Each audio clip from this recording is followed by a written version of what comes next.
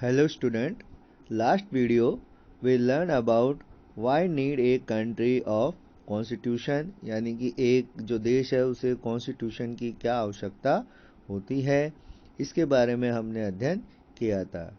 Today will we discuss about the Indian constitution की features. आज हम भारतीय संविधान के कुछ जो की फीचर्स हैं यानी कि उसके जो मुख्य लक्षण हैं उसके बारे में पढ़ेंगे।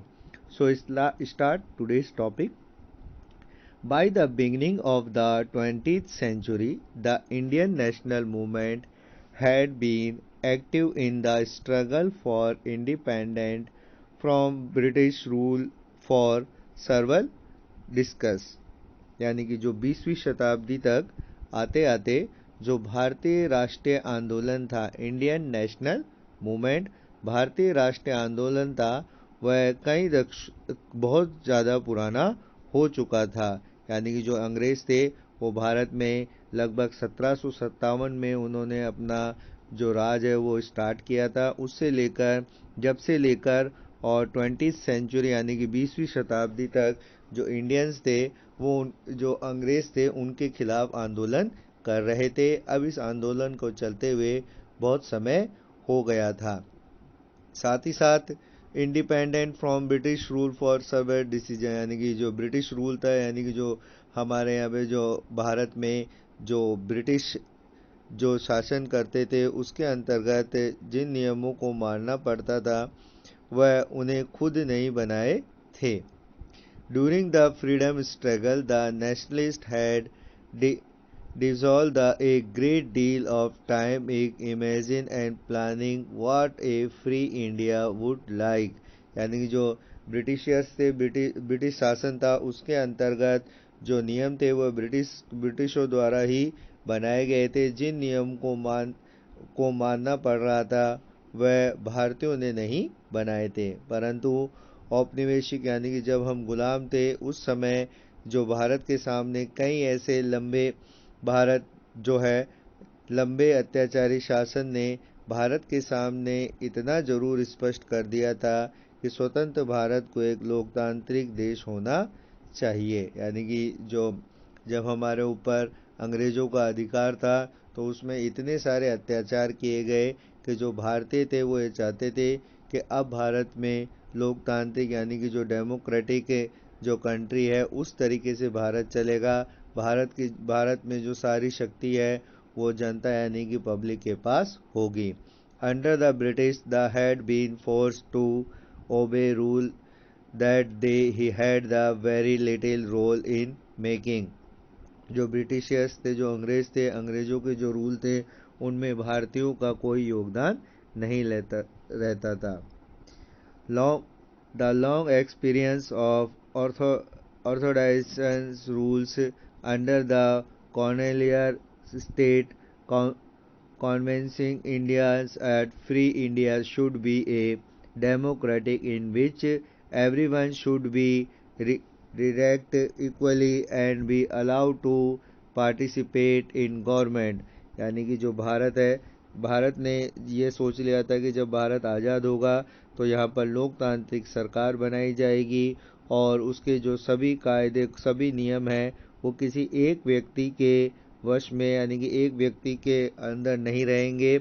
इसमें लगभग बहुत सारे जो व्यक्ति हैं उनके द्वारा सभी लोगों को सरकार में भाग लेने का समान अधिकार दिया जाएगा। What remained in by done then was a work out of way in which a democratic government would be set up in India, and the rule are would determine of functioning.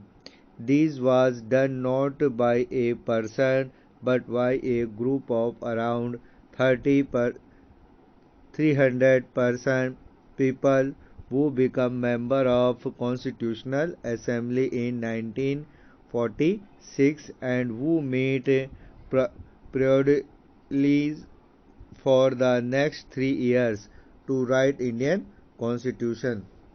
जो इसमें जो भारत का जो संविधान है उसे किसी एक व्यक्ति के द्वारा न बनाए जाकर लगभग जो 300 लोग हैं उन्होंने भारत के लिए नियम कायदों का निर्माण किया था। इसके लिए भारत में जो संविधान बना था उसके लिए एक संविधान सभा का गठन किया गया था, जिसने अपना काम 1946 1946 में उसने अपना काम शुरू कर दिया था और लगभग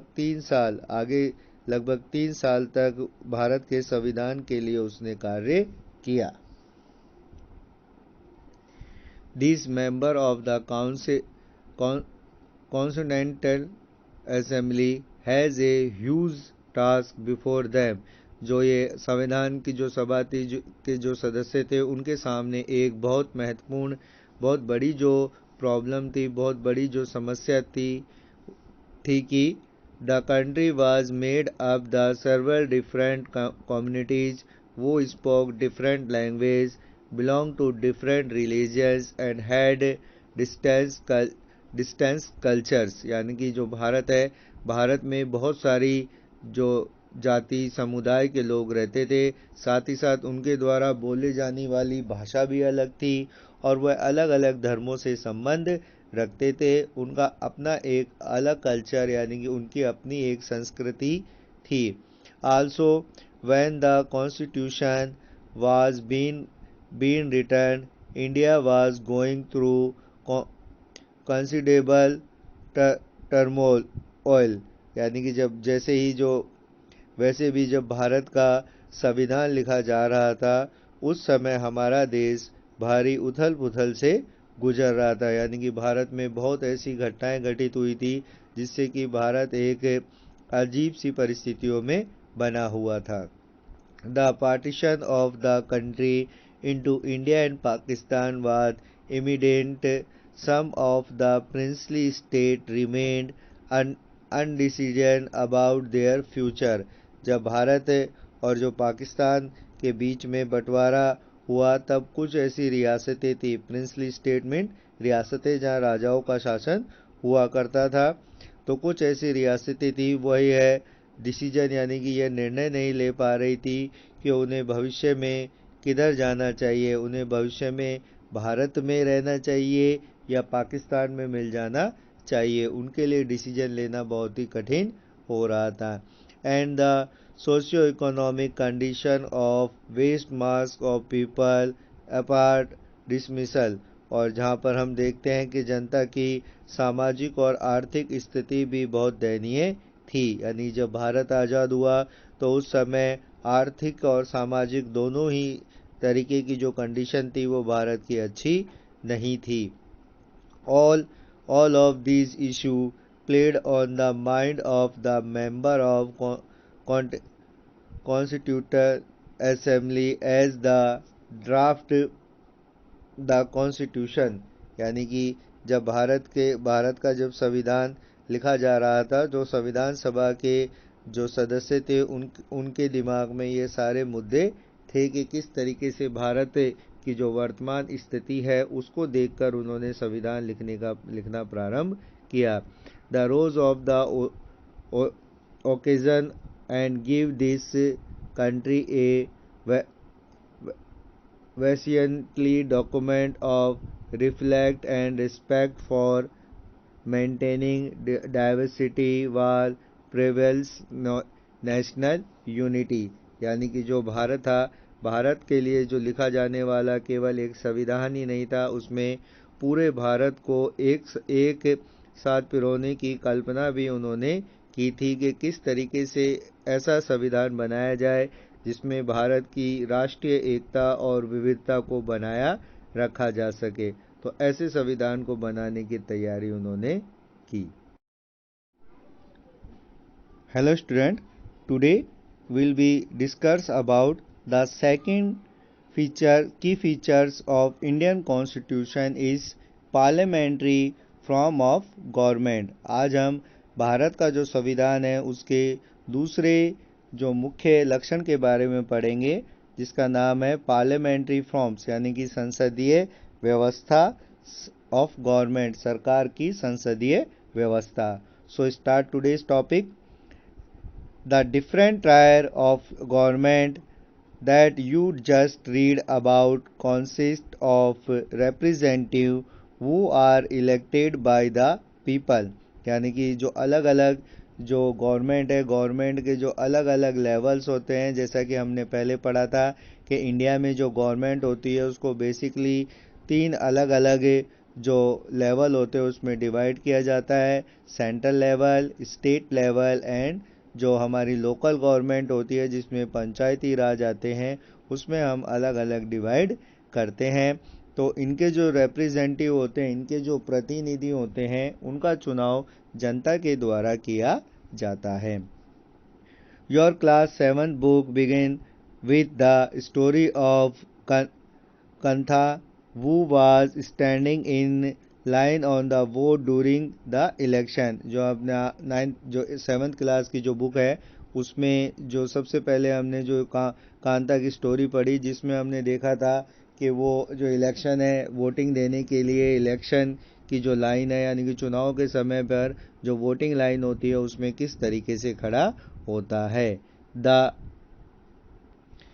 constitution of India guarantee a universal adult suffrage of all citizens. जो भारतीय संविधान है उसमें यह जो यूनिवर्सल एडल्ट यानी कि जो हमारे यहाँ पर भारतीय संविधान के अनुसार जो सार्वभौमिक जो मताधिकार है वो दिया गया है सभी नागरिकों को। यानी कि भारत के संविधान के अनुसार सभी नागरिक जो कुछ योग्यताओं को पूरा करते हैं उन सभी को वोट देने का अधिकार दिया गया है। जैसे कि एज, भारत में जो वोट देने के लिए जो एज होनी चाहिए वो 18 ईयर्स एंड अबव, यानी कि 18 साल या उससे अधिक आयु का कोई भी व्यक्ति भारत में वोट दे सकता है। When they were making of constitution, the member of Constituent Assembly left that the freedom struggle and prepared to march for universal adult suffrage and that this would help encourage a democratic mindset of break the Catholic of traditional castes, class and gender चीज। यानी कि जो भारत है, भारत के संविधान निर्माण के समय जो संविधान निर्मात्री सभा थी उन्होंने यह देखा कि जो फ्रीडम स्ट्रगल यानी कि जो भारत का जो स्वतंत्रता संग्राम था उसमें किस तरीके से सभी लोगों ने मिलकर सहयोग किया था, चाहे से वो किसी भी जाति, धर्म या किसी भी जेंडर यानी कि स्त्री हो या पुरुष हो, सभी ने आपस में मिलकर बहुत सहयोग किया। उसके बाद ही भारत को जो आज़ादी थी वो प्राप्त हो सकी थी। इसलिए जो संविधान निर्मात्री सभा के जो सदस्य थे उन्होंने भी यह चीज़ को स्वीकार किया कि भारत में वोट देने के लिए किसी भी तरीके की कास्ट यानी जाति, क्लास, वर्ग और जेंडर यानी कि जो लिंग है उसके अनुसार, उसके आधार पर किसी तरीका का कोई भेदभाव नहीं किया जाएगा। This mean that the people of India have a direct role in electing their representative। इसका जो मतलब हुआ कि जो भारत के जो लोग हैं वो डायरेक्ट यानी कि सीधे प्रत्यक्ष रूप से अपने जो रिप्रेजेंटेटिव है उनके द्वारा जो प्रतिनिधि है उनका चुनाव किया जाएगा। Also the average citizen of country impressive of his her social background can also contact in election. यानी जो साथ ही साथ जो प्रत्येक जो भारत के जो प्रत्येक नागरिक है उसको यह अधिकार दिया जाएगा कि उसका जो सोशल बैकग्राउंड है, सामाजिक जो स्थिति है, वो भी इस तरीके के इलेक्शन में जो किसी तरीके का भेदभाव नहीं होगा। This representative are accountable of the peoples. जितने भी जो रिप्रेजेंटेटिव होंगे, जितने भी जो प्रतिनिधि होंगे वो जनता के प्रति उत्तरदायी होंगे। You will read more about the representations of democratic functioning in unit 2 in this book। आप जो representation है यानी जो प्रतिनिधि है, प्रतिनिधियों के बारे में इस किताब के दूसरी जो अध्याय है उसमें इसके बारे में और ज़्यादा हम पढ़ेंगे। So today we discuss about parliamentary forms of government। आज हमने जो भारत में किस तरीके से जो संसदीय व्यवस्था होती है उसके बारे में पढ़ा। तो हमने देखा कि जो भारत में जितने भी जो रिप्रेजेंटेटिव होते हैं, जो प्रतिनिधि होते हैं, उनका चुनाव भारत की जो जनता होती है उसके द्वारा किया जाता है। उसके लिए यूनिवर्सल एडल्ट फ्रेंचाइजीज यानी कि सार्वभौमिक मताधिकार का उपयोग किया जाता है, जिसके अनुसार भारत का जो प्रत्येक नागरिक है उसे अपना मत देने का अधिकार होता है, अपना वोटिंग राइट होते हैं। उसमें किसी भी तरीके का कोई डिफरेंसेस नहीं होता है, ना तो क्लास के अकॉर्डिंग, ना कास्ट के अकॉर्डिंग, ना जेंडर के अकॉर्डिंग। भारत में सभी लोग जिनकी जो एज है 18 ईयर्स एंड अबाउ है, यानी कि 18 साल या उससे बड़ा, भारत में कोई भी व्यक्ति मतदान कर सकता है। उसे मत देने का, वोट देने का पूरा राइट होता है।